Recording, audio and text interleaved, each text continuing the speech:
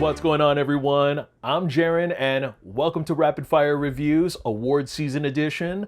Basically, this is something brand new, something that I'm experimenting with, testing the waters with. Basically, I wanted to give all my reviews as much as possible, but sometimes with my schedule, it can get pretty hectic. And I feel like I've definitely forfeited a lot of time with giving a lot of reviews to a lot of movies I've seen. So instead of getting just one big video with one movie, I'm going to try and probably cut that in half and give you just more movies to talk about here. So, I might not get into a lot of my in-depth thoughts. I can probably make a whole separate video for that. But because of such short time and with so many movies to see, I'm just trying to kind of consolidate. I will have a lot of, solo videos of movies that very much do deserve like my in-depth thoughts. But for some movies, I feel like I don't have a lot to say.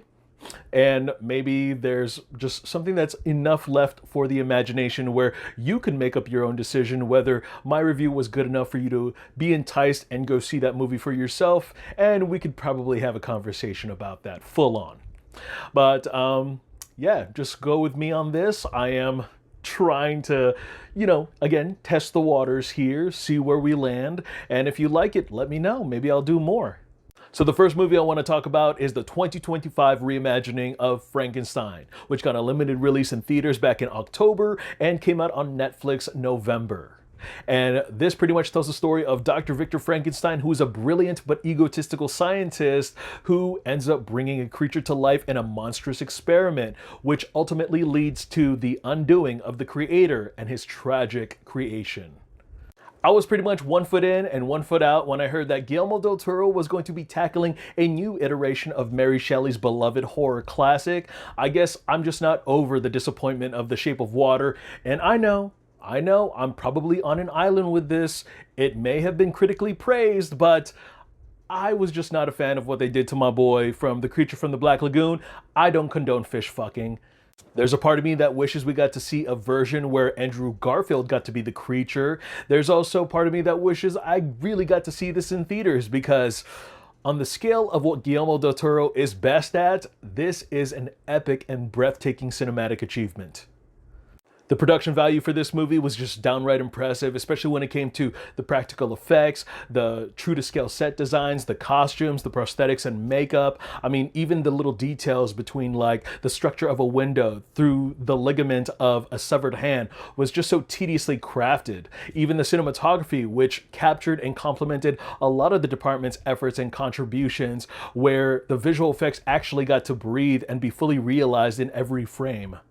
The performances were perfection, especially with Oscar Isaac playing our lead, Victor Frankenstein, who was driven by blind ambition. And then we have Jacob Elordi, who disappears behind the makeup and the prosthetics and completely embraces what it is like to be the creature and its true nature. And I gotta say, I thought it was interesting that they were able to split up the narrative between both characters. I thought that even the second act, where we get the creature's perspective, was probably one of the more compelling and deeply moving elements of the script. Now, if I'm being honest, I felt like the movie was just a little bit too long. Yeah, it's like 2.5 hours. It's nothing that we haven't seen before, but I guess I'm just so used to seeing the more simplified version of this story, where it actually takes an hour for them to get to the iconic lightning storm sequence, and it does make Victor's Act 1 feel like a chore to get through. I was excited to see Mia Goth play two particularly different characters in this movie, and with a lot of the talent that she's displayed in her X trilogy, I do feel like she was very underutilized here. I feel like she didn't really have too much to kind of work with, too much to really have a chance to shine. And I do think that when it comes down to the narrative split between two of our main characters, it did feel like the situation that they were in, where they're on the ship with all the crew members and they're in this confined room having to explain to the captain their tragic odyssey, just felt unbelievably thin. I didn't buy it. Like, all hell had to break loose, and now everything had to stop in order for them to tell this story. While I wouldn't necessarily go as far as to calling this perfect, I do think that they've managed to find a balance between retelling the classic Universal monsters tale, as well as Del Toro making this his own in the best of his abilities and vision. And also when it comes down to the morals of monsters playing gods, as well as eternal life without love, I am just a sucker for those themes. I can see this sweeping up a lot of awards for a lot of the technical side of this movie, but the one that definitely deserves a nomination is Jacob Elordi, because his performance was just so powerful, and he continues to prove to Hollywood that he's more than just a pretty face. Now, the next movie I want to talk about is No Other Choice. This hits select theaters on Christmas Day and gets a worldwide release in January. And we follow an unemployed family man who devises a unique plan in order to secure his new job, and that is eliminating the competition. This is a dark comedy slash drama thriller by director Park Chan-wook, who has brought us his infamous Korean revenge trilogy, such as Sympathy for Mr. Vengeance, Old Boy, and Lady Vengeance. So when I first read that he was responsible for this particular movie, I was just looking forward to returning to his world, his vision of greediness and provocateur. While this film isn't necessarily that, nor is it the next Parasite, I got something completely unexpected. Like, what if the Koreans did their own version of Fun with Dick and Jane? And I tried to kind of gauge where the narrative of this movie was headed from the very start, and at every turn, at every direction, my expectations were just subverted. First off, I love the way that this movie looked, from its cinematography to its production design and its editing. You can pretty much draw parallels of its overarching themes with the plants and the trees that our main character would be taking care of, to the toothache that he would be enduring throughout the entire runtime. And speaking of plants and trees, there is this meticulously establishing pan and wide shots that really just gave its own vision, its heartbeat, where you could see how a lot of these scenes would just kind of have their own mood, which would have its own mindset, and then it would also switch that over to how our characters would be feeling emotionally.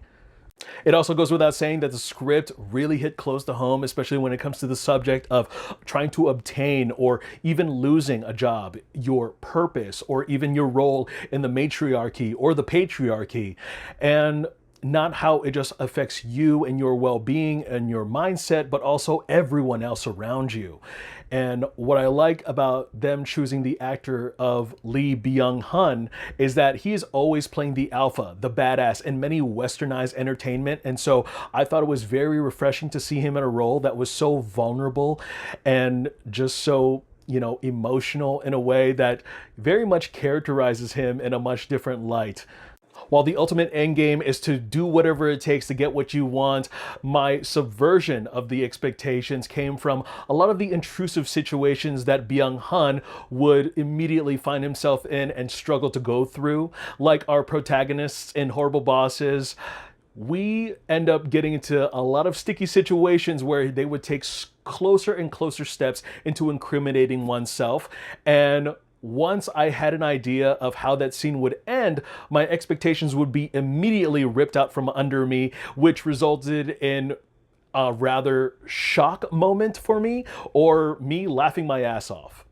When it comes to the competitors, I do wish that they did a better job at setting them up at the very beginning, because once we finally get introduced to them later on, like the maybe middle section, like second act, it does do a lot of legwork where we lose a lot of the momentum and the anticipation. But having said that, I do think that I went in with a much Americanized mindset, wanting a more rampageable, more violent and body count type of film. But on the opposing end, I was gifted something a lot more refreshing. Overall, I love that they fleshed out more of the family dynamic in this, having this be more of the lead's moral compass. And I think that this is one of those rare experiences where a lot of people are always talking up that they want original movies, a lot more just original takes, especially in Hollywood. And this is one of those rare viewing experiences. And I also would like to say that I do think that this movie deserves a little bit more recognition than just Best International Feature. Maybe that'll change when the Oscars come around. I do think that this is one of the more tamer projects that Park Chan-wook has brought to mainstream audiences, but special and sincere nonetheless. I laughed, I was left tender-hearted, I was at the edge of my seat all in one swoop. No other choice is not to be missed. Well, alright guys, that's all I got to share about those movies. Go ahead and check them out if you want to. Look forward to more reviews. I am Jaren Agbanawag, and I want to thank you guys again for taking some time out of your day to hear me talk some movies. I'll see you guys at the theater. In the meantime, happy holidays.